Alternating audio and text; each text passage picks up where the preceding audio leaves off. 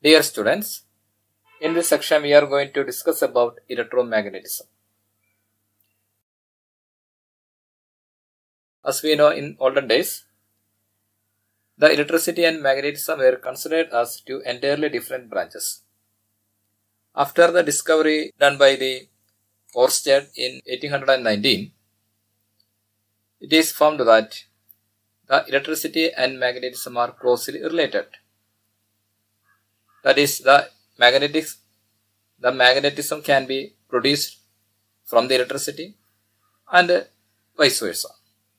So after that, there is a new branch of physics, that is electromagnetism. In the beginning, we are going to understand some of the fundamental quantities in electricity. The first one is the electric current. All are familiar with the usage of electricity in our houses. As we know, when we switch on a light, there is a flow of the electric current. Actually, what is the electric current? The electric current is the flow of electric charge. That may be either by positive charges or by negative charges. That is, so the flow of electric charge constitutes a current. It is a fundamental quantity. In the SI system, this electric current is the one of the fundamental quantity, and its unit is ampere. So how can we define the 1 ampere current? How much is the 1 ampere current? That we defined by the magnetic effects of the electric current. We know when a current is passing through a conductor, a magnetic field is produced around it. If we place another conductor in that magnetic field, a force will act on it. Now, for the definition of the ampere, 1 ampere, we are placed two straight parallel conductors of infinite length at a distance of 1 meter apart in vacuum, and also their area cross section is very negligible. That is, we are taking a very thin wire, and if we pass the electric current and we observe the force acting on each conductor by other conductor. So when we measure that force, and if we found that on a passage of a particular current, if the force acting on each conductor is 2 into 10 raised to negative 7 Newton per meter of length, then we can say that the current flowing through that conductor is 1 ampere. Okay. That means when 1 ampere current flows through the conductor, then it exerts a force on the other conductor which is kept 1 meter apart by an amount 2 into 10 raised to negative 7 Newton per meter length of the conductor. So from this experiment, we have the definition for the 1 ampere. So what is the 1 ampere? 1 ampere is defined as the constant current which, if maintained in two straight parallel conductors of infinite length of negligible circular cross section and placed 1 meter apart in vacuum, would produce between these conductors a force equal to 2 into 10 raised to negative 7 Newton per meter of length. So that is the definition for the 1 ampere current. Okay. And also we measure the electric current by the rate of flow of electric charge.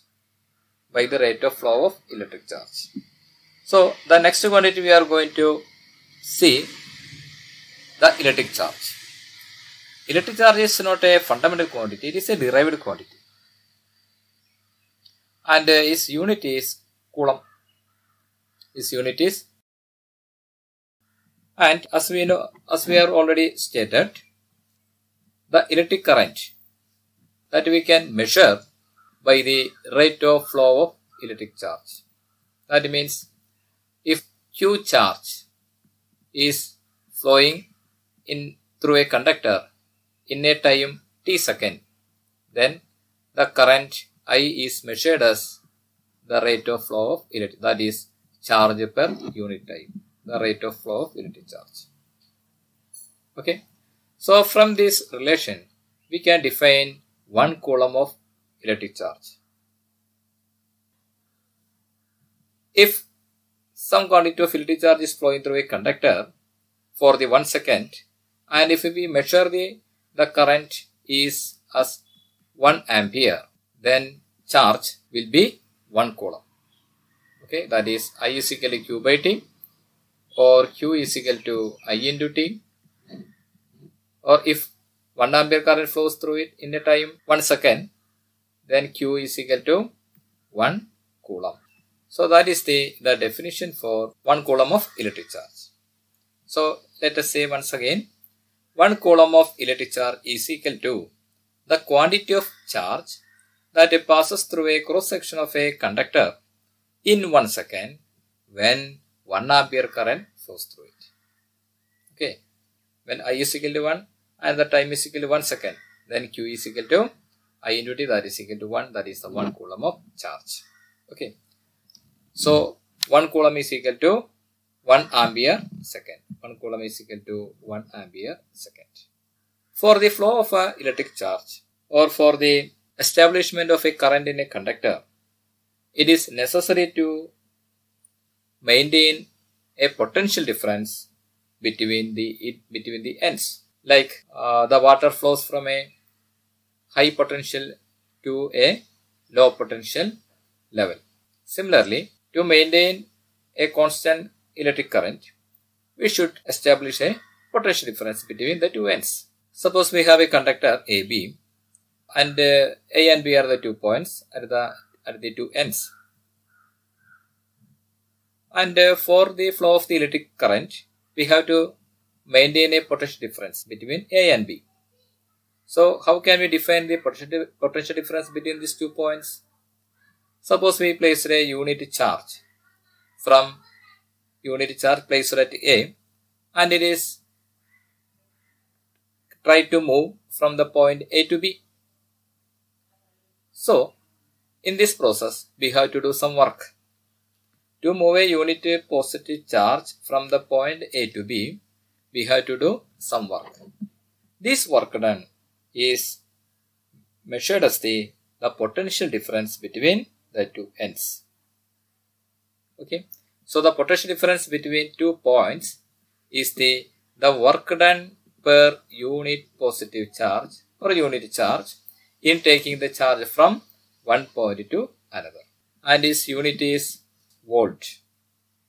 Okay, so the potential difference between A and B, we can represent the potential difference by capital V is equal to, suppose Q is the charge flowing in a conductor, and for that W is the work done, then the potential difference between the 2 points is equal to work done per unit charge, that is work done by charge, that is equal to W by Q. So how much is the 1 volt? 1 volt is the potential difference between the 2 points if the 1 joule of work has to be done in taking 1 coulomb of charge from one point to another. That means for moving a 1 coulomb of charge from one point to another, if we have to do work of 1 joule, then we can say the potential difference between 2 points is 1 volt. That is 1 volt is equal to 1 joule per 1 coulomb. 1 joule per 1 coulomb. Okay. Now we know potential difference between the 2 points is the work done in moving a unit charge between the 2 points. Suppose we have a conductor, and conductor AB, and if I is the current flowing through the conductor in a time t second. Okay, so what is the work done? We know the potential difference between the 2 points. So let us denote it by capital V. the potential difference between the 2 points capital V is the work done in moving a unit charge from one point to another. Here I is the current flowing in a time t second. Then what is the charge? The charge Q is equal to I into T. Since potential difference is the work done for moving a unit charge, here we have to move the charge Q, that is I into T. Then the work done is equal to V into Q, that is V into I into T. So this work done is the electrical energy that is consumed for during this process. Okay. In order to establish a current in a conductor, a difference in potential is required, that we have studied. In a simple electric circuit, a battery is used for this purpose. And we have a German physicist, George Simon Ohm, and he was the first to establish a relation between the current and potential. And this law is known as the Ohm's law. He studied the various types of the conductors and measured the both current and potential difference. And he come to the conclusion that is known as the Ohm's law. It states that at a constant temperature, the current flowing through a conductor is directly proportional to the potential difference between its ends. The current flowing through a conductor is directly proportional to the potential difference between its ends. Suppose V is the potential difference maintained between the two ends of the conductor, and I is the current flowing through it. Then, according to Ohm's law, we can write the current flowing through a conductor is directly proportional to the potential difference, or V is proportional to I, or V is equal to a constant that is denoted by capital R, that is R into I. This proportionality constant R is called the resistance of the conductor. It is called the resistance of the conductor. That is V by I equal to a constant, that is V by I equal to R, the resistance of the conductor. Okay. So what is the resistance of a conductor means? The resistance of a conductor, it gives an idea about how much resistance the material offers to the flow of electric current.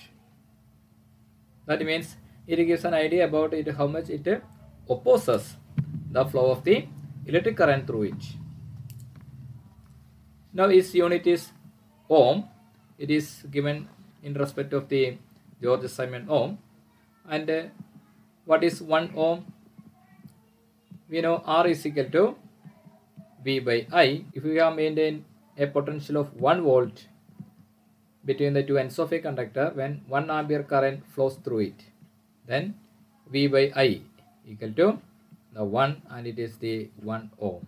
Okay. The 1 ohm is the resistance of the conductor, which allows a current of 1 ampere to flow through it when the potential difference between its ends is 1 volt. As you know, all the substances will not obey Ohm's law. For example, semiconductor.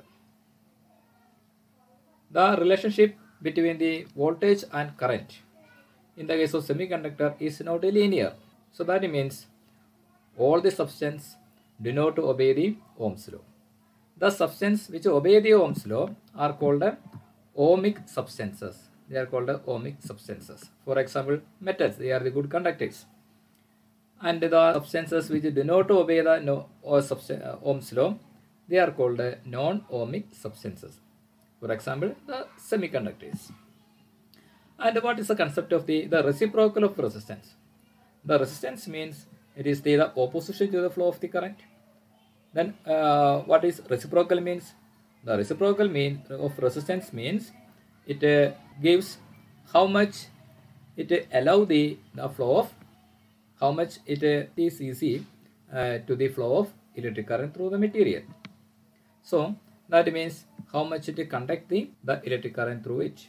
So the reciprocal of resistance is called, another quantity is called a conductance. And its unit is the reciprocal of the unit of resistance, that is per ohm. Per ohm, that also we can write mho, mho. That is also considered as the unit of conductance. Now let us see, there is an experimental setup to verify the Ohm's law. Here you can see there is a circuit diagram.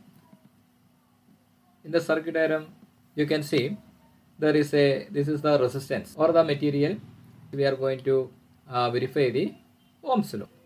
So there is that may be a conductor of the given resistance capital R, and it is connected to a source of EMF. It is connected to a battery through a key. Okay, there is another element that is denoted by RH. That is nothing but that is the rheostat. Rheostat is an instrument used to control the flow of current in a given circuit. When we move the slider above this coil, we can include the resistance in the circuit. So in that way we can control the current through the circuit. And to measure the potential difference across this resistance, we have connected a voltmeter. Okay, that is connected parallel to the resistance wire, and to measure the current, an ammeter is connected in series with this resistance. So to start the experiment, switch on the battery and insert the key, and there is a current is flowing through the circuit, and by adjusting the value of the slider of the rheostat, let us fix the potential drop across the resistance is 0.2 volt. Then measure the current I from the ammeter. Then again adjusting the slider, position of the slider, so that the voltmeter reads 0.4 volt. Again measure the current, and in the steps of 0.2, 0.4, 0.6, 0.8 and 1 volt, in each case we can measure the corresponding the current through the other resistance by observing the readings in the ammeter. Then we can calculate the ratio V by I, and it is, you can see there should be a constant, that is V by I should be almost a constant. So we can say that the Ohm's law is verified, and this constant value of V by I, and this gives the resistance of the material. Now let us see the factors on which the resistance of a conductor depends. It depends on mainly the two factors. One is the length of the conductor, and another is the area of cross section of the conductor. In the case of length, when the length increases, the resistance of the material also increases. That is, resistance is directly proportional to the length of the conductor. And area cross section, when the area cross section increases, the resistance found to be decreases. That means the resistance is inversely proportional to the area of cross section. Then you can see that the R is proportional to L, and R is proportional to 1 by A, that is area cross section. So we can combinedly we can write R is proportional to L by A. So from that, R is equal to a constant, that is denoted by rho into L by A. Okay. Now what is rho? Rho is called the resistivity or the specific resistance of the material. Okay. So it depends on the value of rho. It depends on the nature of material and temperature. And from this relation, R is equal to rho into L by A, we can write rho is equal to R into A divided by L. And from the figure you can see it is in the cylindrical shape. So the area of cross section, of the cylindrical conductor can taken as pi r square. Then we can replace small a by pi r square. So rho is equal to R into pi r square by L. And you can also able to write the unit of rho. So from this relation, rho is equal to R A by L. We can have the unit, that is unit of resistance ohm, and area meter square, and by that unit of length is meter. So the unit of resistance into unit of length. So its unit is ohm meter. Ohm meter. You can see the specific resistance of a material. It is purely depends on the type of the material. That means the nature of the material and the temperature. The rho does not depend on the value of R. It mainly depends on the nature of the material. Okay, we should remember it does not depend on the length and area cross section of the conductor. Okay. Then, as in the case of the resistance, we can take the reciprocal of resistivity. So in the reciprocal of resistance, we have the conductance. Here the reciprocal of resistivity is called a conductivity, and the conductivity denoted by sigma. Sigma is equal to 1 by rho, that is L by capital R into small a. So if it is if it has a cylindrical shape, then it is equal to L divided by R into pi r square. And the unit is per ohm per meter. Per ohm can be replaced by mho. So the unit again we can write mho per meter. Now let us see what is the difference between how we can differentiate the resistance and the resistivity. That is, in the table you can see the resistance is the property of the conductor due to which it opposes a flow of current through it is called the resistance. Meanwhile, what is the resistivity? The resistivity of a conductor is the resistance of a conductor of unit length and unit area cross section. So let us go to the previous slide. Suppose the equation rho is equal to Ra by L. If we are taking a conductor of unit length and unit area cross section, then what will happen to rho? The rho is equal to R into 1 by 1, that is R into 1 divided by that is R. That means rho is equal to the resistance, that is the specific resistance or resistivity is equal to the resistance of a conductor of unit length and the unit area of cross section. So the specific resistance can be defined as it is the resistance of the conductor having unit length and unit area cross section. So for the second difference, that is in the unit, that is the SI unit of resistance is ohm, meanwhile the SI unit of resistivity is ohm meter. And the third point is the resistance of a conductor depends on length and area of cross section. But the resistivity of a conductor does not depend on its length and area cross section, but it mainly depends on the nature of the material and the temperature.